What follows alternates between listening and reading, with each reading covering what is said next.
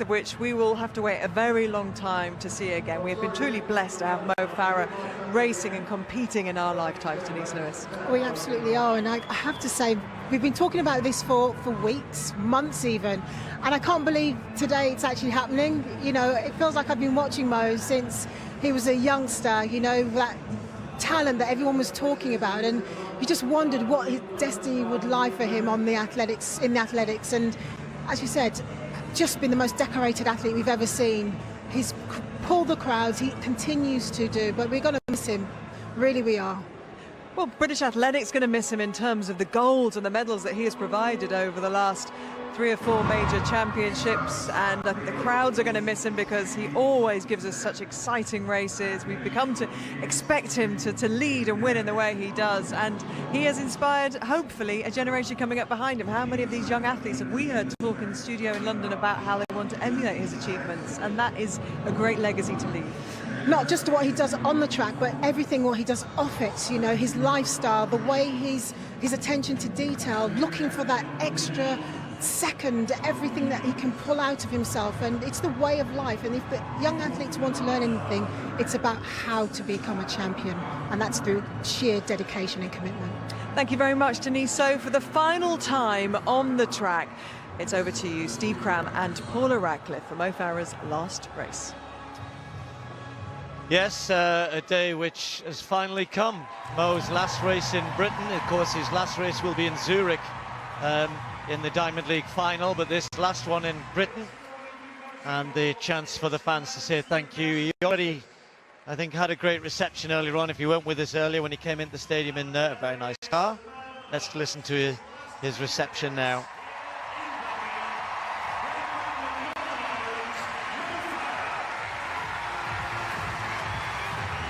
Well, he's been here so many times, Birmingham, and of course tracks around the UK. That's upside down there. He's trying to make a tribute to the people that killed in Barcelona. Oh, it was Barcelona, wasn't it? Yes, He's got Barcelona written on his arm. I can read it now, Paula, thank you.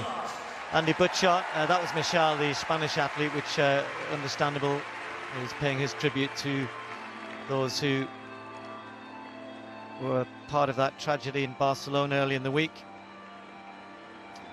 So for Mo then, it's not a great field against him in sense of, and why should it be in your last race? You should be allowed to go out in style and with a win. Nothing at stake here other than the chance to reflect on some memories and the chance for the crowd to show their support. And you can hear it now. Bit here at the start. It's a 3,000-metre race, incidentally, 7.5 laps of the track, and a race which Mo now is indeed the British record holder. Took me a while to get that, didn't it? It was here last year, wasn't it? Yes.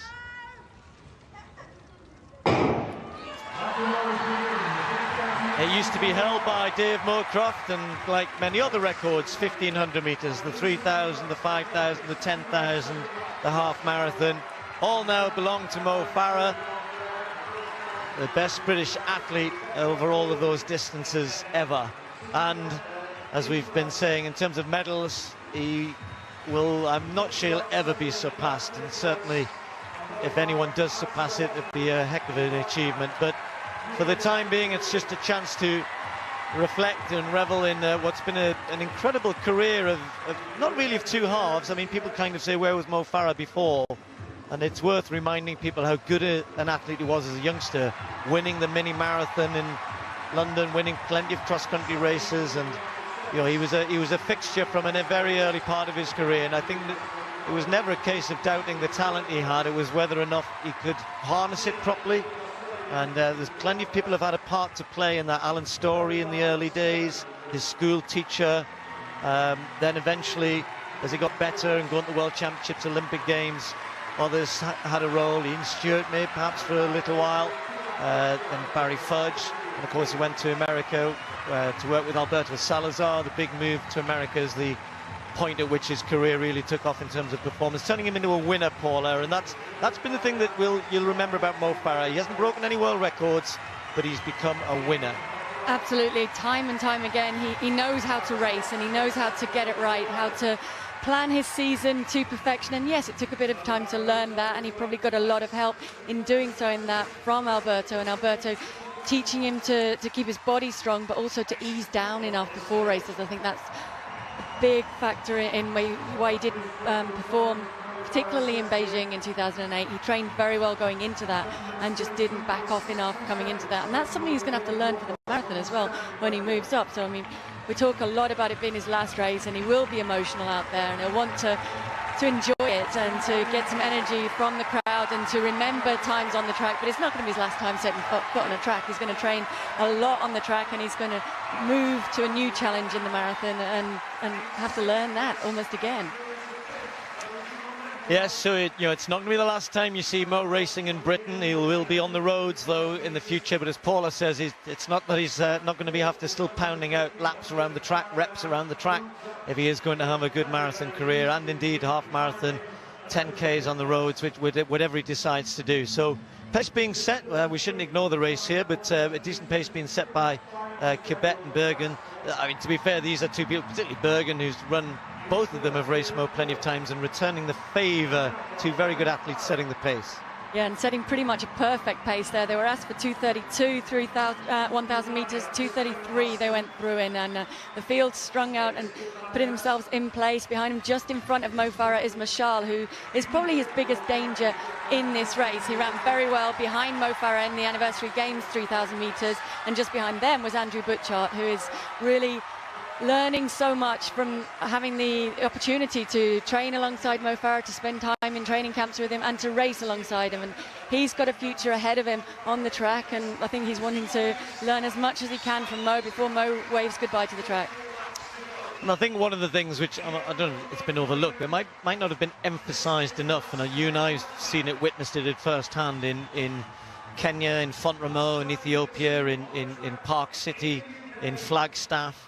You know, Mo's, the way in which he's operated, and I think he learned himself. You remember when he first moved to the Kenyan house in Teddington, and he got whoa, hang on a minute, these guys operate at a different level to what I'm at, and saw how they slept and they ate and how they approached their training. And Mo's been the same for a lot of our endurance athletes, a lot of whom are obviously now flourishing themselves, including Butchart.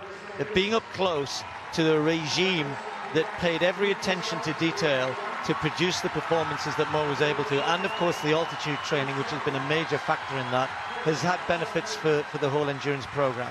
Yeah, it definitely does. I mean, these guys get to see up close and personal that Mo Farah is not an alien.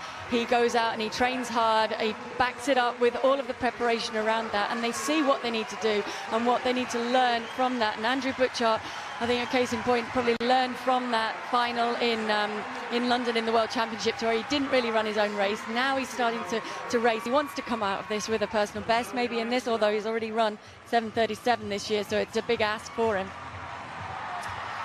So a good pace being set. Andy Butchart seems to be up for it today and wants to go with this pace. Mishal, who finished just outside the medals in the 1,500 metres. Mo, as we said, 3:28, 1,500 metre run. I'm just being reminded by Mark Butler, our statistician, who's for I don't know how many years has given us Mo's splits and his kilometres, and he's just written a nice note saying Mo's never broken the British record for the mile, only because he's hardly ever run it. But he's going to have a bit of a test here today for these last few laps. He's under a mile to go now, but Butchart is out in front with Mo Farah and Meshal, this good 1,500 metre run, and the pace has been good, and the young Kenyan there, Kiplangat, as well. So these four well clear of the rest with 2 laps to go.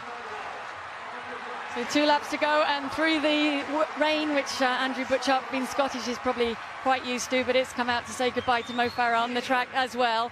Andrew leading it out, Mo sitting in behind him, letting him do the work for the time being, and waiting, biding his time. He will be aware that Mashal is sitting behind him too. Tiernan is trying to get back to them, but I'm not sure he's going to be able to. The Australian who led for a little while at the World Championships, didn't he? So Butchart, Mo Farah, Mishal, Kiplangat, these four with just a 5-metre gap then to Tiernan with 600 metres to go. This is where Mo Farah over these last years has completely dominated events. Only in London, in that very last chance to win another gold medal, did he falter, but so many times he's taken the race on from this point, and he's pulled fields apart. He's often had to wait until the home straight, until the last few metres to be sure of the win. He might have to do that again here today. He's going to have to just dig in a little bit, because with 400 metres to go, he's still got company. And Kiplagat just getting a little shove from Butchart. Michal might be the danger here. I'm not sure, though, he's going to have the speed to take on Farah.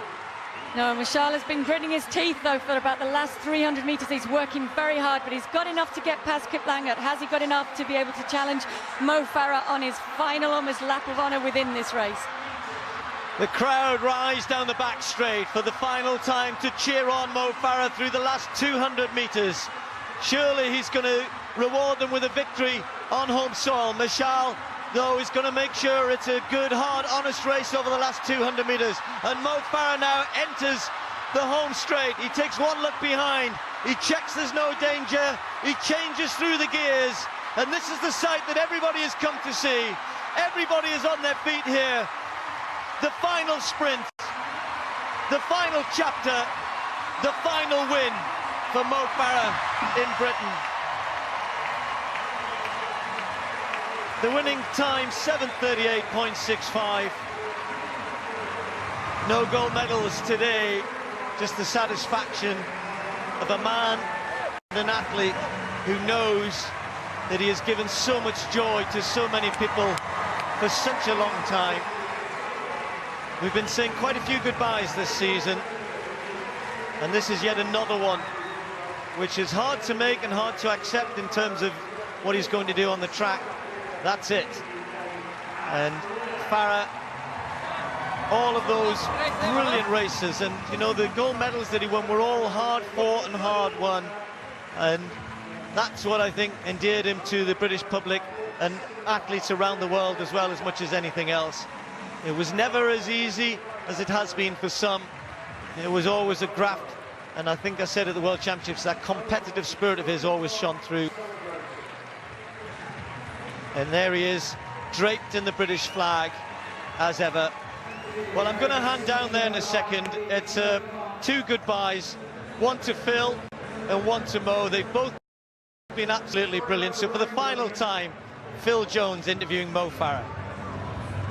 Thanks a lot, Steve, for your kind words. And Mo, what a send-off you've received here today, quite rightly so. How's it been for you? Yeah, no, it's an amazing week. Not as tired this week. Obviously, last week I was a bit tired and after World Champs. A little bit downtime with the family, relax. It's been amazing. It's been amazing.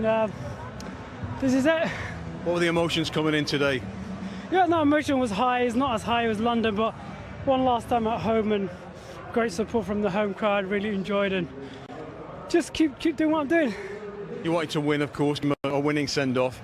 As you're going round, are you taking in at all that this is the last time we're going to see you on the track in this country? Not at all. I was just trying to think about the race and how to win and who's there, and technically try and get that right. Obviously, Hassan is a strong athlete. You got that Spanish guy who finished fourth at the Worlds, and Andy Butchart took on early on. And what about these people? All these people here who've cheered you and supported you. That's amazing. This is what it's about. This is what we dream of, and it's amazing to have the home crowd and amazing people throughout my career. Just want to thank everyone who supported me and followed my long journey. We're going to see you Zurich, of course, one last track race. Then it's on the roads, Great North Run, and beyond that, marathon running. But give us a word on, try and sum up for me, even if you can, what being on the track in Britain and all you've managed to achieve here means to you. No, it means everything to me. I never dream of as an athlete to become 4 times Olympic champion, multi-times world champion.